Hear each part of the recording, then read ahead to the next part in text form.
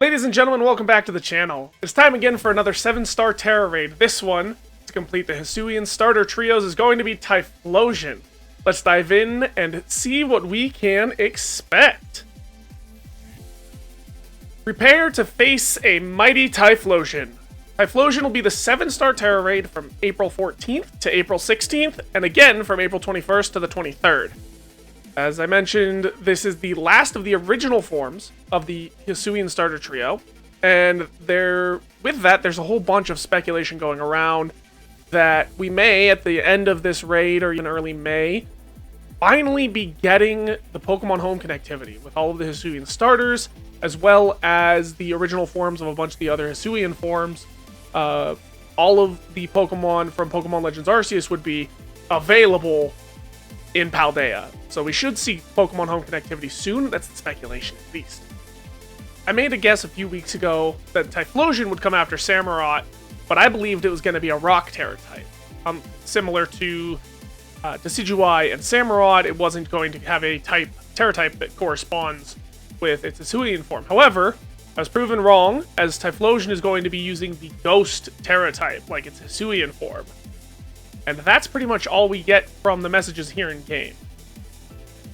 We're going to go take a look at a couple of counters. While I won't be going into builds, stat spreads, moves, and things like that for the Pokemon we're going to discuss, I am going to talk about a couple of options here at the front end that I'm going to think about bringing to be able to take down this Typhlosion. First, let's take a look at Typhlosion itself. Being primarily a special attacker, Ghost type Typhlosion is going to be weak to Ghost and Dark types.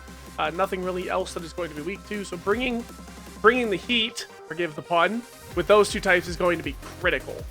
Secondly, it is, as I mentioned, going to be a special attacker pretty much outright. There's really no reason it should be bringing a physical move. If it does, it's going to be very random, not something we're going to be discussing here.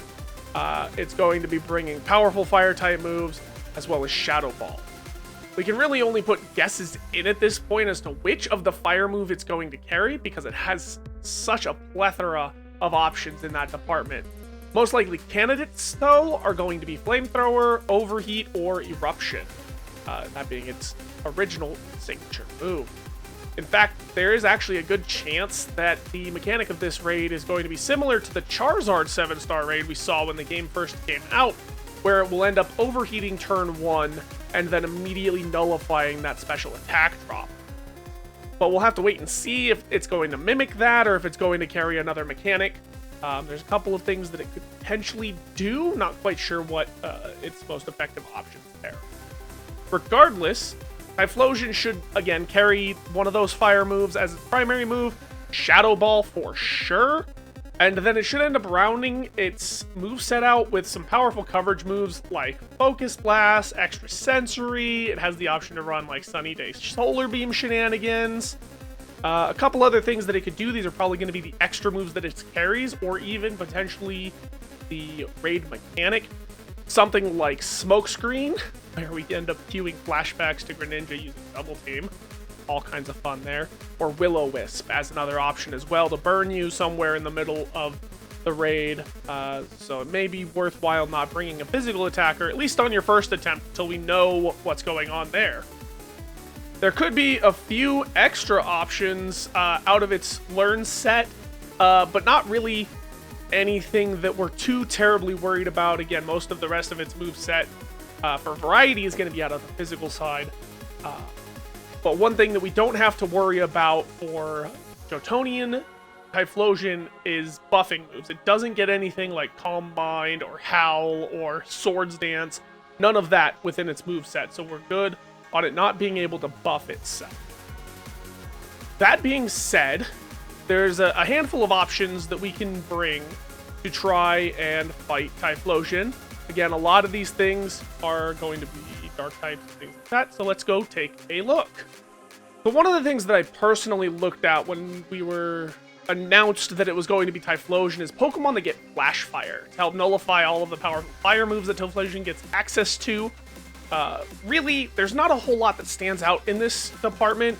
You have things like Ceruledge and Armorage who get the Flash Fire abilities, but unfortunately for me, that Shadow Ball is very terrifying, and being Ghost or Psychic type doesn't bode well for that going on very well. So I'm personally going to avoid them.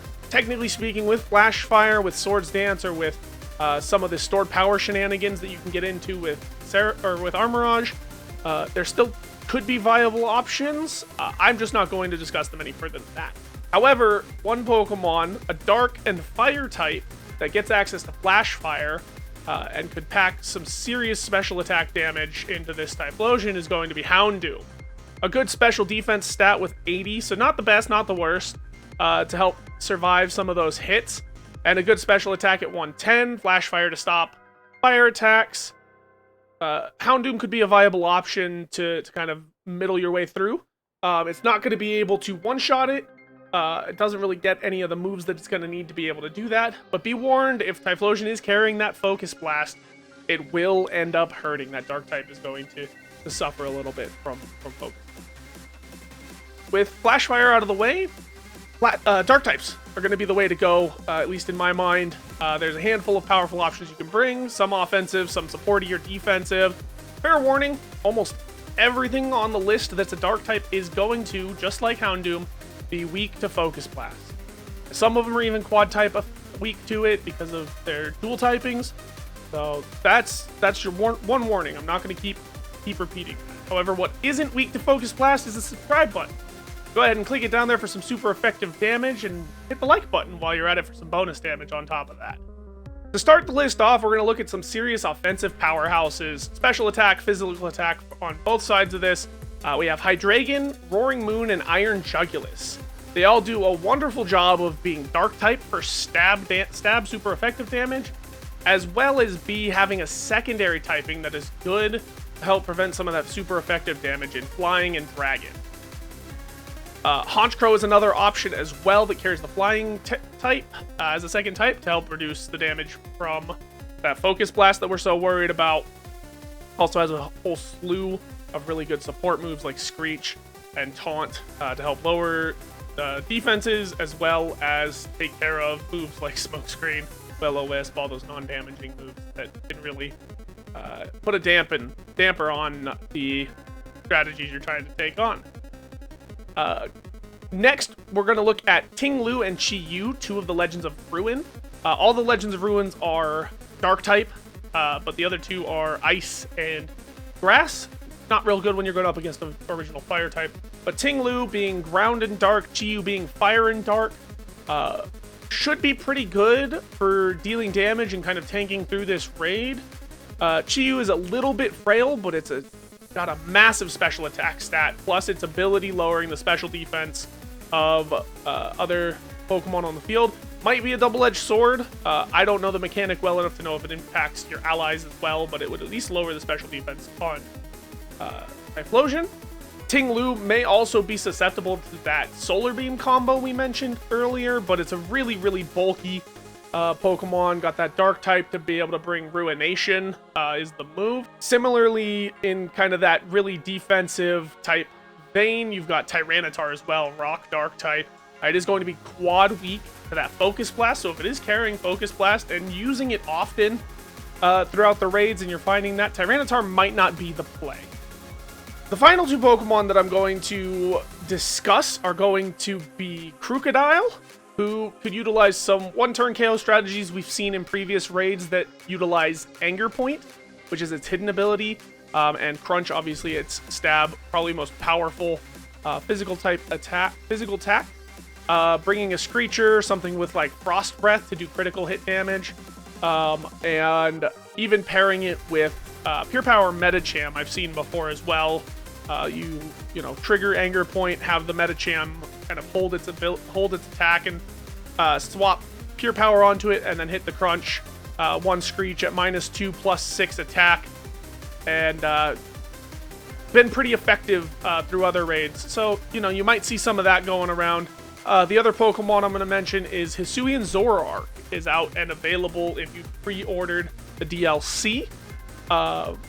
With normal Ghost type, you're going to be nullifying a bunch of its kind of move options, you will be susceptible to those stab fire type moves. No resistances there, but with a solid offense, good speed, and the ability to nullify like the ghost type moves, the fighting type moves, could pack a pretty good punch depending on how you use it. Do what you will with this information, and let me know down in the comment section what you plan on bringing to fight the 7-star Typhlosion in these next 2 weeks of raids. We will be doing some of these raids live over on my Twitch stream, as well as shiny hunting for the Cyndaquil once we've got the eggs. So come on over if you want to see more Pokemon content. Thanks for watching.